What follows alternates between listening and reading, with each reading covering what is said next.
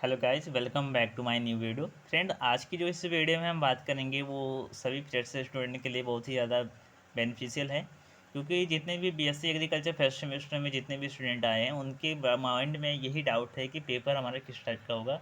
तो फिलहाल आप लोग को बताऊँगा कि पेपर जितने भी मतलब होंगे आपको, वो हमारे यूट्यूब चैनल के माध्यम से आपको प्रोवाइड किए जाएंगे। ये जो आपको पेपर प्रोवाइड कर रहा हूँ, ठीक है, वो ऐसे सैम्पल या फिर मॉडल पेपर के तौर पे आपको प्रोवाइड कर रहा हूँ। इसमें जितने भी क्वेश्चंस हैं वो आप लोग को एनालाइज करके दिए गए हैं, और ऐसे ही टाइप के क्वेश्चंस आपके यूनिवर्सिटी में भी या फिर कॉलेजेस में आपको देखने को मिलेंगे। फिलहाल वीडियो को बिना देरी किए स्टार्ट करते हैं। तो हमारा एग्रीकल्चर इकोनॉमिक्स है, फंडामेंटल ऑफ एग्रीकल्चर इकोनॉमिक्स। तो फिर से स्टूडेंट आपको मैं बता दूं कि 50 नंबर का आपका पेपर होता है, 3 घंटा आपका, यानी 3 आवर्स आपका टाइम ड्यूरेशन होता है। इसमें मैं आपको बता दूं कि जितने भी खंड होते हैं, ए बी सी खंड में डिवाइडेड होते हैं। एक सेक्शन आपका कंपलसरी होते हैं, ठीक है, तो जो आपको हर हालत में आपको करने ही करने होते हैं। तो चलिए वीडियो को बिना देरी के स्टार्ट करते हैं। ये जो वीडियो है ये 2024, 25, 26 जितने भी मतलब ईयर होने वाले हैं उन सभी के लिए, स्टूडेंट के लिए है बेनिफिशियल होने वाले हैं। स्टार्ट करते हैं वीडियो को इकोनॉमिक्स से हमारा। तो फर्स्ट हमारा पेपर दिया गया है जो मोस्टली वेरी इंपॉर्टेंट है। फिर से स्टूडेंट आपको मैं बता दूं कि आपको जित जो भी सब्जेक्ट है, जैसे इकोनॉमी है तो इकोनॉमी की डेफिनेशन क्या होती है, इसके स्कोप क्या क्या है, ठीक है, इम्पोर्टेंस क्या है, तो उसके सभी के बारे में देखना है। इसे इकोनॉमिक्स से पहले सवाल ही पूछ लिया गया है कि इकोनॉमिक्स की डेफिनेशन बताइए। इसके बाद इसकी स्कोप क्या है, इसके बारे में इस एक्सप्लेन करिए, ठीक है। तो नेक्स्ट देख लेते हैं, ऊपरी चित्र की सहायता से सीमांत उपयोगिता ह्रास नियम की व्याख्या कीजिए। देखिए, सबसे पहले आप लोग को सीमांत उपयोगिता ह्रास नियम होता है क्या है, इसके बारे में आप लोग को बुक से पढ़ना होगा। यदि आप लोग को पार्टिकुलर वीडियो चाहते हो तो आप लोग एग्रो स्टडी लिख कर सेंड कीजिएगा। मैं आप लोग को पार्टिकुलर वीडियो बनाऊंगा जिसमें आप लोग को एक अच्छी तरीके से, जितने भी हो सकता है उतने हम आपको अच्छी तरीके से समझाने की कोशिश करेंगे, ठीक है। तो नेक्स्ट आपका 3 नंबर क्वेश्चन आपका कारक उपज संबंध से आए क्या आस है।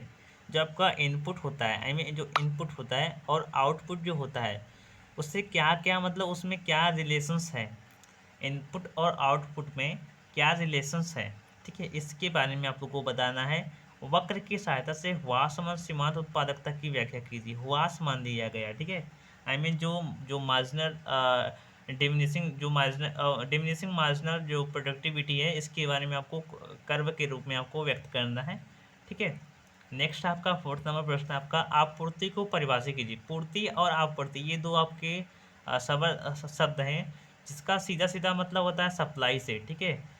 तो इसमें आपको पूर्ति के बारे में या फिर आपूर्ति के बारे में आपको बताना है। इसके बाद दिया गया explain the law of supply with suitable example. जो आपकी आपूर्ति यानी कि जो पूर्ति के जो यानी सप्लाई के जितने भी नियम हैं आपको, ठीक है, उसके बारे में लिखना है। ऐसे सुटेबल डायग्राम के रूप में आपको लिखना है, ठीक है। नेक्स्ट आपका आता है मार्केट क्या होता है। तो मार्केट का आपको बता दो कि डिफिनेशन लिखना है किसी के अकॉर्डिंग, और साथ ही साथ आपको मतलब जितने भी कर्व यानी सुटेबल डायग्राम हो सकता है तो भी आप लोग को लिखना है, ठीक है। सिंपल वर्ड क्या होते हैं, बाजार का क्लासिफिकेशन क्या होता है, मार्केट का जो क्लासिफिकेशन होता है उसके बारे में भी आप लोग को लिख देना है, ठीक है। आप लोग याद जितना भी कर लेंगे उतना बहुत ही बेनिफिट होगा, जैसे ऐसे टाइम के अकॉर्डिंग, ठीक है, ऐसे प्लेस के अकॉर्डिंग। तो ये सब मार्केट के टाइप्स होते हैं, क्लासीफाई किए गए हैं, ठीक है। सेक्शन बी आपका आता है जो इसमें 6 नंबर क्वेश्चन दिया गया है। तो इसमें माइक्रो एंड मैक्रो इकोनॉमिक्स के बारे में पूछा है। तो माइक्रो में देखा जाए तो किसी व्यक्तिगत इकाई के रूप में हम इकोनॉमिक्स का अध्ययन करते हैं। ये हमारे क्षेत्र आते हैं, स्कोप है, हमारे 2 स्कोप है, माइक्रो एंड मैक्रो इकोनॉमिक्स, ठीक है, जो टाइप्स के रूप में आते हैं इकोनॉमिक्स के। माइक्रो इकोनॉमिक्स में जो हम व्यक्तिगत इकाई के रूप में हम अध्ययन करते हैं इकोनॉमिक्स का, जैसे फॉर एग्जांपल एक सीमांत, समझ लीजिए कि श्रम का, हाँ ठीक है, माइक्रो इकोनॉमिक्स में समझ लीजिए कि एक व्यक्तिगत रूप से, ठीक है, जैसे हमारा सीमांत उत्पादकता हो गया, जो भी हमारा हो गया। और मैक्रो इकोनॉमिक्स में जो हम सामूहिक रूप से हम इकोनॉमिक्स का अध्ययन करते हैं, जो एक बड़े इकाई के रूप में, जैसे कुल उत्पादन, टोटल प्रोडक्टिविटी, ठीक है, टोटल कंज्यूप्शन, कुल उपभोक्ता जितने भी हैं, ठीक है। तो ये सब आपके माइक्रो एंड मैक्रो इकोनॉमिक्स में आते हैं।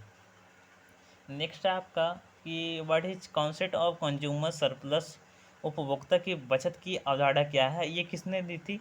तो ये हमारे प्रोफेसर मार्शल जी थे जिन्होंने दिया था, ठीक है। और इसके बारे में ये अवधारणा क्या है, इसके बारे में एक्सप्लेन करना है। संक्षेप में उत्पत्ति के साधनों का वर्णन कीजिए। 5 उत्पत्ति के साधन हैं, इसके बारे में फुल अच्छी तरीके से आप लोग को एक पार्टिकल वीडियो ज़रूर बनाऊँगा। आप लोग के कहने या ना कहने पर बिल्कुल नहीं, आपको मैं ज़रूर बना कर दूँगा, ठीक है। क्योंकि देखिए, मंज़िल को जब ठान लिया और जब मन में ठान लिया तो मुश्किल क्या और आसान क्या, ठान लिया बस ठान लिया, ठीक है। तो ठान लिया है तो हम फोड़ कर ही रहेंगे, ठीक है। तो ध्यान दीजिएगा। इसके बाद नेक्स्ट दिया गया 4 नंबर प्रश्न है, संक्षेप में आपूर्ति अनुसूची को समझाइए। नेक्स्ट आपका प्रश्न है आपका कि उपयुक्त उदाहरण से ब्याज एवं लाभ की अवधारणा स्पष्ट कीजिए, ठीक है। तो जो ब्याज होते हैं, ठीक है, और लाभ होते हैं, प्रॉफिट एंड इंटरेस्ट, ठीक है, तो उसके बारे में आप लोग को लिखना है।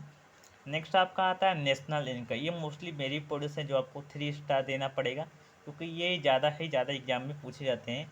इसका इम्पोर्टेंस क्या है, इसके बारे में भी आप लोग देख लीजिएगा। नेक्स्ट दिया गया है 10 व्यापारी बैंकों को सूचीबद्ध कीजिए एवं इनके कार्यों का वर्णन कीजिए।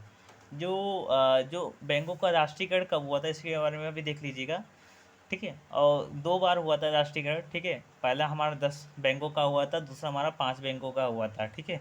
तो 10 बैंकों में जितने भी बैंक आते हैं उसके बारे में पढ़ लीजिएगा। सेक्शन सी आपका जो लास्ट सेक्शन आता है आपका, इसमें से शॉर्ट टाइप का आंसर क्वेश्चन होते हैं, जो जितने भी एक एक नंबर का समथिंग आसपास पेपर होते हैं, क्वेश्चन होते हैं। इसमें दिया वेल्थ को डिफाइन कीजिए। तो वेल्थ का मतलब क्या है, धन। तो साधारण शब्दों में देखा जाए तो धन का मतलब होता है कि रुपया पैसा। लेकिन यदि आप इकोनॉमिक्स में रहेंगे तो धन का अलग ही मतलब होता है। तो उसे बहुत सारे मतलब है व्यक्ति के अकॉर्डिंग लिख सकते हैं, इकोनॉमिक्स के रूप में लिख सकते हैं, जैसे प्रोफेसर जॉन मार्शल के रूप में लिख सकते हैं। अलग अलग डिफाइन किए गए हैं धन को, ठीक है। वेल्थ क्या है, वेल्थ क्या नहीं है। एक देखा जाए तो किसान के लिए खुरपा हमारा धन है, ठीक है। तो ये सब हमारा वेल्थ के डिफिनेशंस है। मांग को परिभाषित कीजिए, डिमांड, ठीक है। तो डिमांड का सीधा सीधा मतलब होगा कि जब आप किसी वस्तु की प्राइस में जब वृद्धि होती है, ठीक है, तो उसकी मांग कम हो जाती है। जब वस्तु की कीमत में कमी होती है तो वस्तु की मांग अधिक हो जाती है। यही हमारा मांग का नियम कहलाता है। देखिए, मांग को अलग रूप से डिफाइन कर सकते हैं, ठीक है। नेक्स्ट आपका आता है कि स्थिर लागत को परिभाषित कीजिए। जो फिक्स्ड कॉस्ट होते हैं उसके बारे में डिफाइन करना है। नेक्स्ट है आपका मजदूरी को परिभाषित कीजिए। देखिए, जो आपके वेग होते हैं, ठीक है, वेग, तो जब कोई पारिश्रमिक, ठीक है, जब श्रम करता है उसके बदले में जो उसे प्रतिफल के रूप में जो पैसा ऐसा जो मिलता है, जो धन मिलता है, उसी को मजदूरी बोलते हैं, ठीक है। नेक्स्ट आपका आता है साखों को परिभाषित कीजिए। क्रेडिट क्या है, व्हाट इज क्रेडिट, ठीक है। तो क्रेडिट भी एक विनिमय का साधन है, ठीक है, जो बैंकों में हम यूज करते हैं, आई मीन, ठीक है। तो आई होप आप लोग समझ गए होंगे। नेक्स्ट वीडियो में मिलते हैं। धन्यवाद। जय हिंद, जय भारत।